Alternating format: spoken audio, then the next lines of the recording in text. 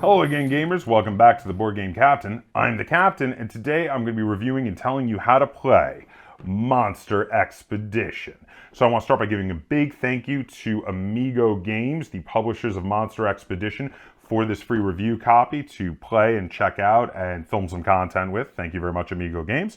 And I also want to say before I get started, I've got a ton of links in the description down below that you can check out at your leisure. There's a link to BoardGameCaptain.com, which is a great hub for all things Board Game Captain. There's also a link to my Teespring store if you want to get some cool t-shirts or mugs, such as this one here that says, "I drink and I game, it's what I do." This and other designs are all available over on my Teespring store, link in the description down below.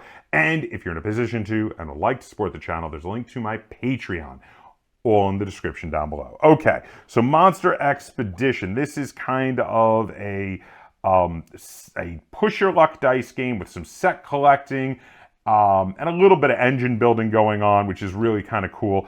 All right, so it is listed as for 1 to 4 players. It is for ages 12 and up. And there's no time listed on the box. I've been looking all over. I don't see a time listed on here. Now, I would, if I were to give an estimate on time, I would say like half an hour to 45 minutes based on the number of players you have. More players will make this game go longer, but it's a pretty quick game, and especially once you've already played it once or twice, it's very fast. So let's start with the 1 to 4 players here. Now, I have not tried the solo mode, but I have tried it at 2 players and more players than that, and I do find that it plays equally well at the different player counts. It's just quicker at 2 players, but it doesn't change the mechanics of the game at all. In regard to ages 12 and up, I think it's a little bit of an overestimate. I think this could go down to about 10 and up. There's nothing super complicated in here. It's an interesting combination of mechanics, but they're easy to pick up and play. This is definitely a very easy game to pick up and play. It's kind of on the lighter end of middleweight games, or the heavier end of lightweight games, really, somewhere around there. Now, let's have a look at what comes in the box. Oh, I do want to mention, this game, by the way, is a sequel game from Amigo to the game Carnival of Monsters. So it has a lot of the same kind of really awesome artwork, as you can see there on the front of the rulebook. Now, the rulebook itself is full color, lots of diagrams there, amazing amounts of diagrams, very well done rulebook. I don't have any complaints with this way this rulebook is done at all. Very easy to learn, and you know what? It's only 15 pages total, and that includes like the solo rules, etc. In reality, without the solo rules, it's only the first 10 pages for the regular game. So 10 pages isn't bad, especially when there's lots of illustrations and diagrams. So very well done rules. Big thumbs up for me on that. Now, the board, this is very basic and rather utilitarian because the game is really more of a dice and card game. So this board kind of sits out on the table and the deck of cards goes over here. And then over here, you have a cheat sheet for all of the dice and what sides of the dice there are. I like the cheat sheet for the dice. This is very handy to remind you because while the black dice are standard 6-sided dice, the green, blue, and yellow dice are very different and have very different sides on them. I'm going to show them to you there. But other than that, I mean, like I said, it's mostly just a placeholder. The rest of the components are some cardboard punch-out chits, which I'm going to show you what these are used for. The different chits are just for the different players. You pick different ones for each player. We have dice. Now, the dice are in different colors. I have a minor gripe about the yellow die that it's a bit hard to see. You can probably see here with the light in the camera, especially, it's probably made even harder to see what the numbers are. But the other dice are really good. I like the way the blue and the green dice, the numbers show up really clearly on them, as well as the black dice. So the dice are very nice. The cards are gorgeous. And there are 2 types of cards. So you have cards for the Monster Hunter camps, and they differ depending on whether you're first, second, or third, or fourth player, which is brilliant. They tell you what number player you are with Roman numerals, and there's always a card that can be upgraded in a unique way for each player. And basically, the further back you are in the turn order, the better that card is in regard to it being able to be upgraded more easily, which is really pretty awesome. This is a really cool way to give a bonus to people who are going later in the turn order. It's actually quite brilliant. This is pretty great. I'm going to talk more about that during the review, though. Next, we have The monster cards. So the monster cards have great illustrations. I love the illustrations for the monsters. Some really awesome looking creatures in here. Also all of these monster cards are dual use because in addition to having the monster on the front, on the back they are cages. And I'll show you when I'm showing you how to play the game that you can get monsters either from the wild or purchase them already in cages, which is why they are dual purpose. The only monster cards that are not cages on the back are the starting cards, which have a unique back to remind you that they are in fact starting cards. So that's everything that comes in the box. We're going to head over to the table. I'm going to run you through a few rounds and show you how this game plays. And then we're going to come back. I'm going to talk about how this game plays and feels, and I'm going to rate it and review it. Okay, so here we are set up to play a game of Monster Expedition.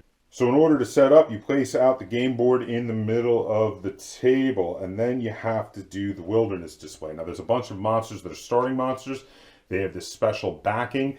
Those always go out and start off the wilderness display over here. And then what you have to do is shuffle up all of the cards. You have to make a deck of a certain number based on the number of players you're playing.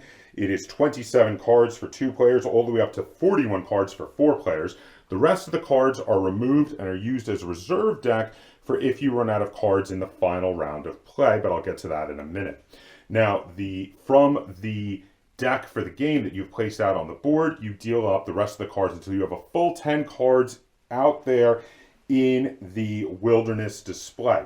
Then you have to figure out who's going first, and you take the Roman numeral 1, 2, 3, or 4 cards, depending on where you're going. I am going first, so I've taken the Roman numeral 1 cards. I'm going second, so I have the 2 cards. And you place them on their starting side, which shows 2 black dice and 1 die of the appropriate color, a yellow die for the airy camp, a blue die for the water camp, and a green die for the forest camp.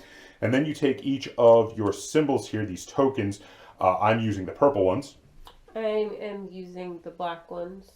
And you are ready to play. Now, this is a game that is really good to learn while showing or learn while doing. So we're just going to jump into it.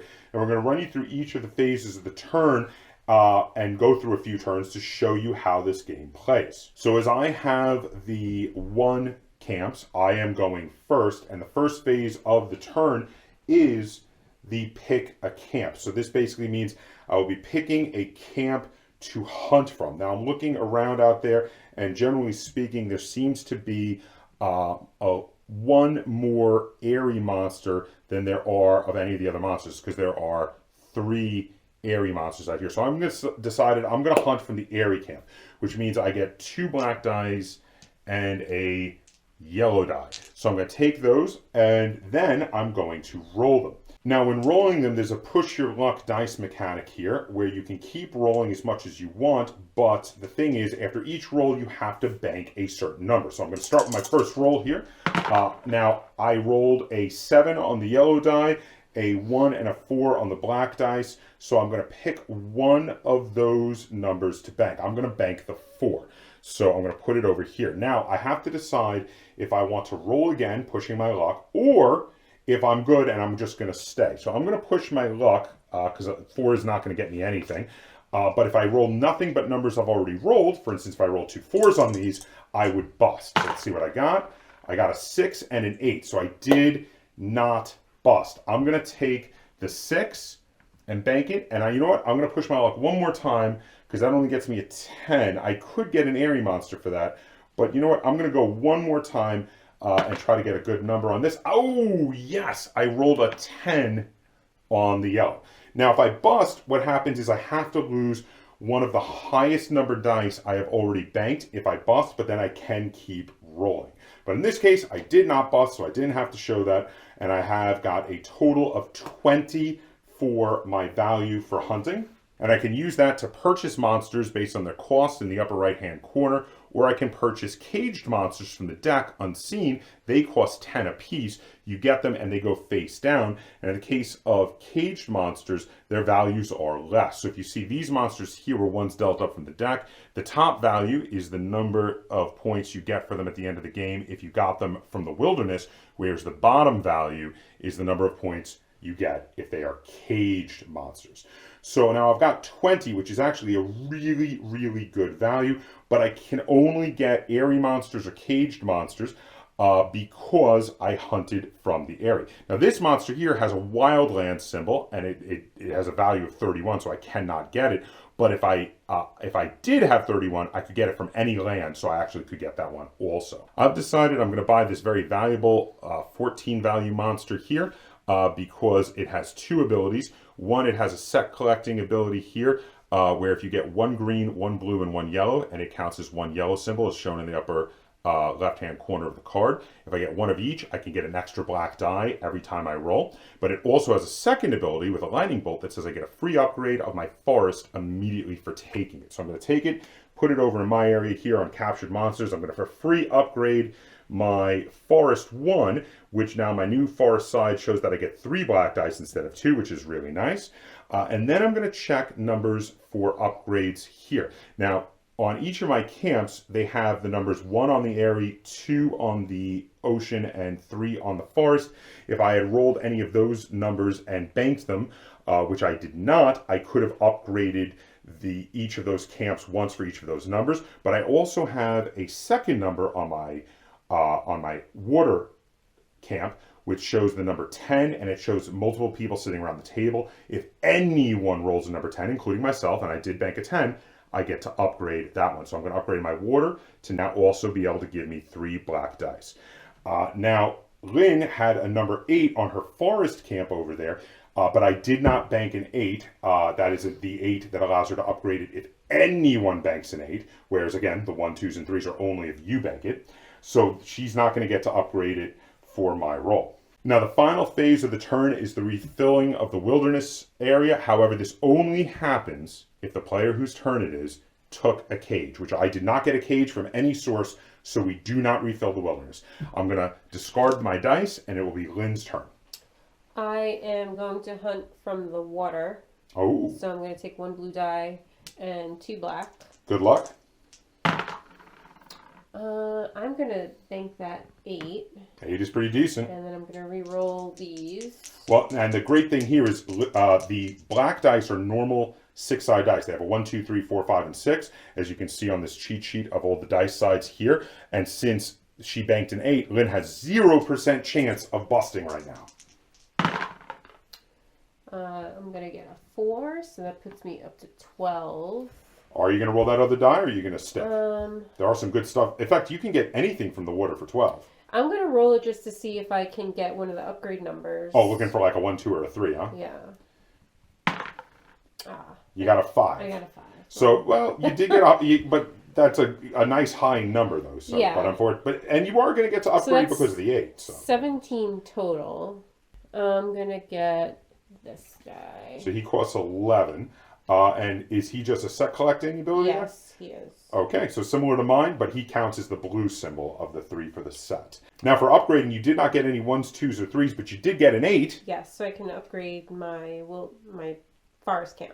Because that one can be upgraded with an 8 from anyone. Again, the 1s, 2s, and 3s are only if you yourself roll them. So are you all done? Yep, that is it. I'm going to hunt for my forest this time. Because it got upgraded last time, which means it'll get me an extra die. So I get 3 black dice and a green die for hunting for my forest. I'm going to give them a quick roll, see what I get. So let's see, I got 2 3s, a 6, and a 2. I'm going to bank the 6, and I'm going to roll again. I'm going to push my luck. I think I have a good chance of getting some good stuff here. Let's see, I got another... Oh, geez, I got 2 6s and a 4. If I didn't get the 4, I would have busted. So I got the 4. I'm going to bank the 4. It's a little scary, but I'm going to try again. Come on. Yes, I got the 8, and Lynn's going to like that too. So I'm going to bank the 8. Now that gives me a total of 18.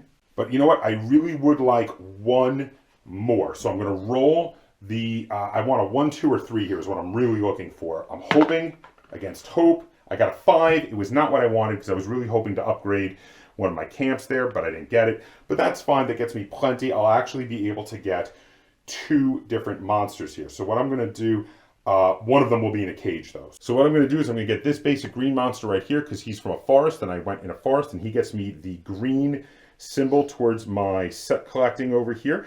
So I'm going to add him to my area over here of my caught monsters, and I'm going to I'm going to get 1 monster I'm going to purchase in a cage, which I can look at and see what they are. I'm just going to show it to you here so you can see what they are, but normally I would not reveal this to my opponent. Now, since I did not catch him from the wild, I don't get the 4 points, but he's going to be in a cage face down in my area, and he will give me the 2 points. Also, since he's face down, none of his abilities take effect, so I'm just going to put him in my area face down. Now, I'm going to see about upgrades. Now, I did not roll any 1s, 2s, or 3s. So, and also I didn't roll any of the 10s, which are would help me upgrade my water. But I did roll an 8, which lets Lynn upgrade her forest. Because again, if anyone rolls an 8, she gets to upgrade her forest camp. Now I have to deal out a number of cards, because I did get a cage this round, to fill up the whole wilderness area to 10 cards. Now each card I deal out, I get to put one of my tokens on here. Now, if anyone gets these monsters I put a token on, my token gets discarded back to my area. But at the end of the game, any monsters with a token on them, I will get them for free as caged monsters and get the lower value of their 2 values. Now, that is it for my turn. So I'm going to discard my dice there, and it is Lynn's turn. I'm gonna hunt from the Airy. So your Airy currently gives you 2 black dice and a yellow die. You got 2 1s and a 2. So, well, for sure, you're going to get to do some upgrading this round.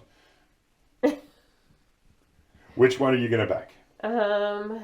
I guess the 2.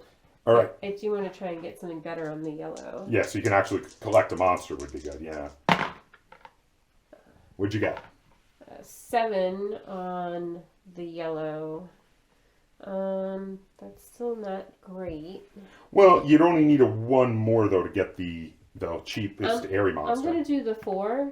Okay. Because those numbers are not on the yellow die. That's a fair point. So the yellow is guaranteed not to bust you. Good call. I get a 1. But you got the 1. All right, so 4, 5, 6, 7. You cannot purchase any of the monsters that are out there or the monster in a cage. But you do have 2 upgrades. I can upgrade my Airy. And you can upgrade your water. Upgrade my water. So at the very least, you're going to get more dice the next time you hunt. So that is very useful. So now we're going to skip on ahead to my turn here. And I am going to hunt from my water camp, which gets me 3 black dice and the blue die. Looking to get one of these water monsters out there. So I'm going to give them a roll and see what I get. Yep, I got the 10 on the water die. So I'm gonna take that 10 and bank it. And then I'm going to roll the other 3 dice again. And hoping for like multiple high number dice. I did not get multiple high number dice, but I did get 1, 5, 1, 3, and 1, 2. Now this is a tough one though, because I just really need a water monster, and actually I might want to do a lot of upgrading of some of my camps. So you know what? I think I'm going to bank the 3 because it's going to get me an upgrade on my forest camp. Usually you go for the higher number dice, but like I said, I just kind of really want that 1 guy, and I'd much rather get some upgrades at the moment. So now I'm going to roll again, and I got 2 4s, so I have to bank those. I'm going to bank to the 4s, but that is pretty good because that gets me 21, which means I can actually get 2 water monsters that are out there on the board right now. I was almost able to get one of those super expensive water monsters, but not quite. But I can get this 9 cost and this 11 cost water monster. One of them will count for making a set. The next one will count towards another set in the future here. I'm just going to put them down there. But with the first 3 here, I now have a set which in my future rolls is going to give me 1 extra black die in all of my future rolls. So that is really good. Now I rolled a 3, which means I get to upgrade my forest. So I'm going to do that. And I banked a 10, which means I get to upgrade my water camp. So I'm going to do that.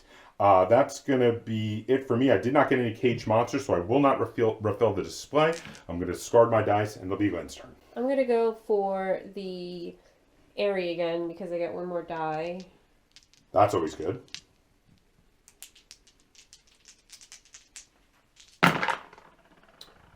Okay, I'm going to... I'll bank the 6. Good choice, good choice. Okay. Well, you could do the 3 for an upgrade, or you could do the 5 for a big number. Let's see. There's a 12 and a 10. I mean, if I do the 5, then... Then you're guaranteed to at least get the 10? Yeah. Okay, and you're very unlikely to bust because most of the numbers on that yellow die are not out there. The 6 is the only one that's out there. Okay, So now you should bank the do 3. Yeah. 3. Can I push it one more time? Yeah. It's still literally the 6 is the only thing that would make you bust on the yellow die. I got an 8. You got an 8, so Okay. well done. So let's see. So I could get both of those. Okay, so I'm going to get both of these airy monsters. One starting to work towards a set for you, Yes. and the other starting a new set. Yes. Well done, Neville. What, I know you got some upgrades. Yes, so I got the 8, which will upgrade The forest. my forest. And you got a 3. And I got a 3, so it upgrades To the other the side. other side. Well done.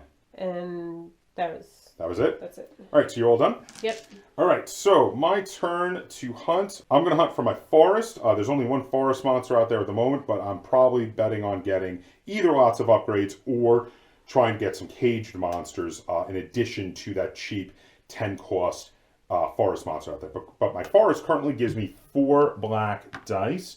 And I get 1 green die, of course. But then also, because I have a set, I get 1 extra black die. So I actually get 5 black dice now, which is really huge. So I'm going to get a big roll now. Hopefully lots of cool numbers. I'm hoping for duplicates here. Big roll. Okay, so I got the 8 on the green. I'm going to take that and bank it. Lynn will be happy about that because that's going to get her an upgrade. I'm going to roll a ton of more of the black dice again. And guess what? I got 2 5s. So I'm going to take those. That brings me all the way up to 18. I'm going to roll again, and I'm going to see what I get. I got 2 6s. I'm going to bank those as well. Wow. You know what? This is pretty awesome. Normally, I would stop here because this last black die has a 1/3 chance of busting me. If it rolls a 5 or a 6, I'm going to bust, and I'll lose my 8 because you always lose your highest banked die. However, if I roll a 1, 2, 3, or 4, that's a 2/3 chance. I can get this giant monster here that is worth 5 points and also is a wild for the set collecting. So he's really great. I really want to get him, so I'm going to go for it. I'm going to push my luck. This is risky. Let's see what happens. I got a 3, so I succeeded.